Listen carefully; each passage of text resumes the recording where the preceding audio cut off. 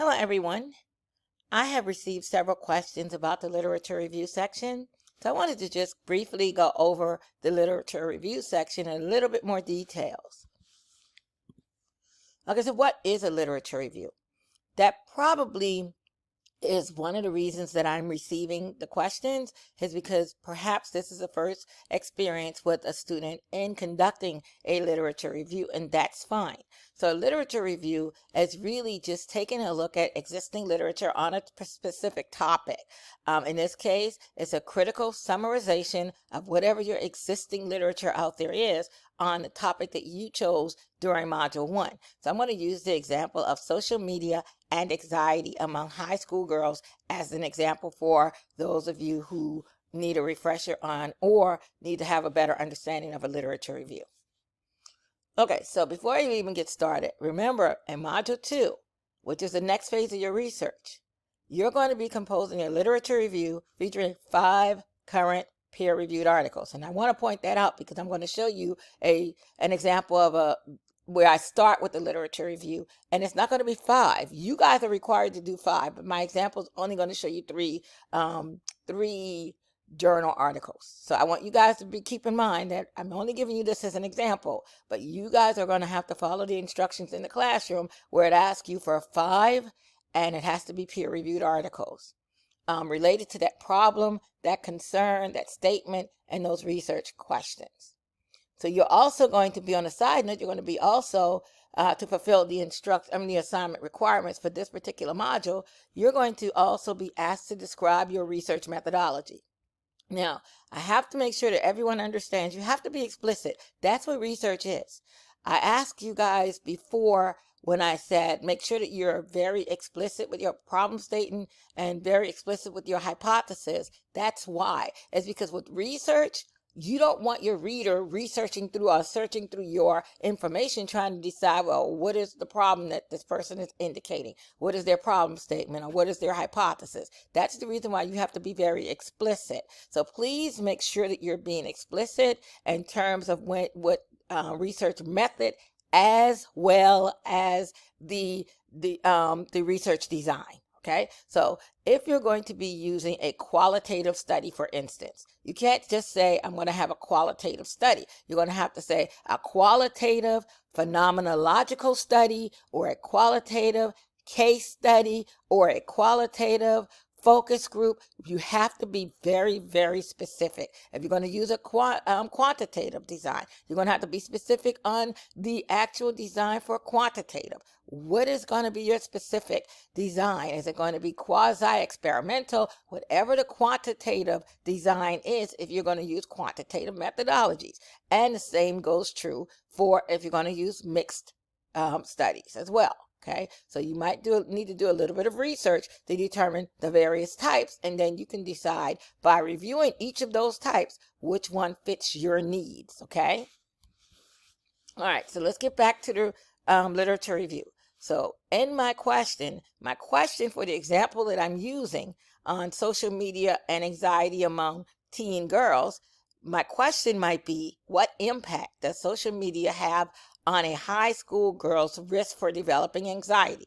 So that's my research question. Then I'm going to look for articles that are aligned with that particular research, right? So I'm going to look for several articles using the key phrase such as social media and anxiety among high school girls, okay? Now, please keep in mind that your resource for getting information regarding your literature review is the ACE library. That is a very good resource for you. They have so many tools that are available for you to use, so you could seek out that. So if you look in the classroom, you see the ACE library there. Okay, now how to use the ACE library is very simple, very straightforward. So there are several videos in the classroom that will help you as you navigate that process, right? So you only want to use peer-reviewed articles. Number one, you want to use recent articles within the last few years, and I'd say no more than 5 years. And you want to also make sure that you are using a total of at least 5, right? So this is a link here, but in the classroom, you will find the same information. So, just try it out. If the link in this particular video, and I just realized that it's a video, so you probably won't be able to use this link. You won't be able to click on it because it's not a live link. But in the classroom, the same information exists. So you would just be able to click on there. Once you're in the library, you want to consider your research question. My research question is about girls developing a high risk of anxiety as a result of social media, right? So when you get into the library, you'll see these fields where you could put these key phrases. Like I would put teen girls in the first phrase, in the first one, okay? So here I may put, let me see if I can get it to show here. I may put teen girls here. The second one, I put anxiety. The third one, I put social media. So that's where you're going to filter so that you can get the topic that you want. Then you're going to go and you're going to see where it says that you can limit those filters, because you see here it says full text. That's checked. I would then go and check peer reviewed, because this was what you definitely want. Peer reviewed articles only. That means that it's only going to give you the full text and it's only going to give you peer reviewed. Then I'd look for the publication date, right? So I wouldn't want anything earlier than 2019, for instance, okay? All right, and you just put that in that box. That's the beginning. And it'll go through. You don't need to do the end because it'll just give you everything from that point on. But that means you're getting recent information. Now, once I put all of that information in, I get several articles come up. So I chose these 3 articles, right? So if you look at the first one, it's called The Perfect Storm. And it talks about socio-cultural framework for the role of social media in adolescent girls' body image concerns and mental health. So you get to choose the articles that you feel are more aligned with your topic. And the second one is Taking Good with the Bad, Social Media and Online Racial Discrimination Influences of Psychosocial and Academic Functioning in Black and Hispanic Youth. My third article is Too Connected to Be Connected. And this is Adolescent Social Media and Emotional Investment Moderates the Association Between Cyber Victimization and Internalizing Symptoms. Okay, so those are the 3 articles I chose. Remember, you're going to have 5. I just chose 3 for the sake of this example. Now, this is just what I would write. Do you see this here? This is going to be a theme right here. Anxiety and stress as a result of social media. That's one of the themes that I come up with. When I look at articles, I'll look at articles. Remember, let's go back for a second. Here, I said you look for several articles using the key phrase social media and anxiety among among high school students. So that would bring up a ton of article options for me. So what I did is I chose 3 articles that I thought were very appropriate for that topic. So what I did is I looked to see, what is this all about? And this right here tells me, gives me a little bit of a synopsis of what the article is about.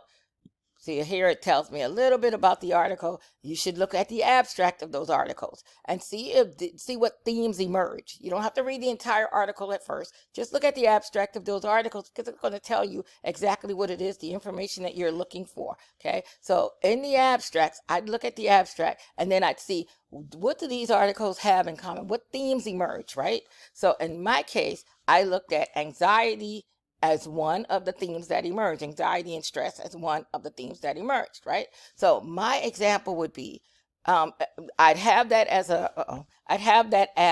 a header. That's a theme. And then I'd talk about the connection of those articles. Minority teen girls experience higher rates of anxiety due to increased social media presence. According to Chalkers, Bradley, and others, teen girls are more likely to demonstrate perceptions of negative body images and consequently have depressive symptoms and engage in disordered eating. Conversely, Thomas and others posit that teens engaging in the use of social media are no more at risk for developing psychosocial trauma caused by social media interaction when compared to face-to-face interaction with others who may have ill intent. Marsh and others asserts that the cyber victimization does not negatively impact girls more prominently than boys. So what I have done is I looked at these 3 articles, which you will be looking at 5, but I looked at 3 articles, and I looked at what did they have in common. In this case, there's not necessarily an agreement, but you might find that there are 5 where all the articles agree. That's fine. In this case, I purposely found one where all the articles didn't necessarily agree. But they were still connected because they were still talking about the same topic, the subtopic, if you will, of anxiety. And so that's why I chose these 3, integrated them. Now, if you notice, I don't have a paragraph that says, in one study, in the first study this, or in the second study that, or in the third study that, because that's not a literature review. That's more of an annotated bibliography. I took all the information and I merged it into the theme, under the theme, okay? So again, the 3 articles were integrated. There was not a separate discussion on each article. And that's what you want. You want them to be integrated. So themes were common among the articles was anxiety and stress due to social media use. So therefore, I use anxiety as the header and found articles that discusses anxiety. It didn't have to necessarily say the same thing, but they were all focused on the same theme. Okay, so if you're studying vaping, for instance, among middle school age children, you might find various themes, like maybe socioeconomics have something to do with it. Gender, boys are more likely to do it than girls, maybe is one of the themes you'll find. Social environment, maybe they're usually from lower socioeconomic areas. Whatever themes you come up with, that's the thing that you want to focus in on when you're integrating your articles around those themes. So you would have, in this particular instance, if you were looking at the vaping issue, one theme, a header, would be socioeconomics, if you were using these headers, right? And then the other theme would be gender. The next theme would be social environment. So you would have those as your headers for each of those themes, okay? So if you look back at this, you'd have a header that says socioeconomics.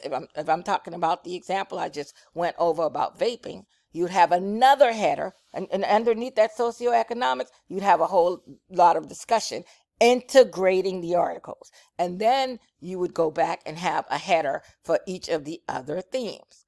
Now, that's basically what you would include in a literature review, okay?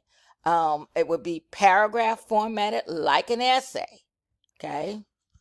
Now, if you have any additional questions or if you need additional support, I do want to remind you also that the library is a wonderful resource, okay? So if you look at library services, from the landing page, you'll see this, ACE Library Resources. That's a very good place to look at additional assistance. Sometimes I will cover this information. I'll give you as much help as I can, but sometimes you might still need to augment the help that I give you with looking at many examples, and that's what you'll find with the library resources. If you have any questions, please don't hesitate to reach out. Thank you so much.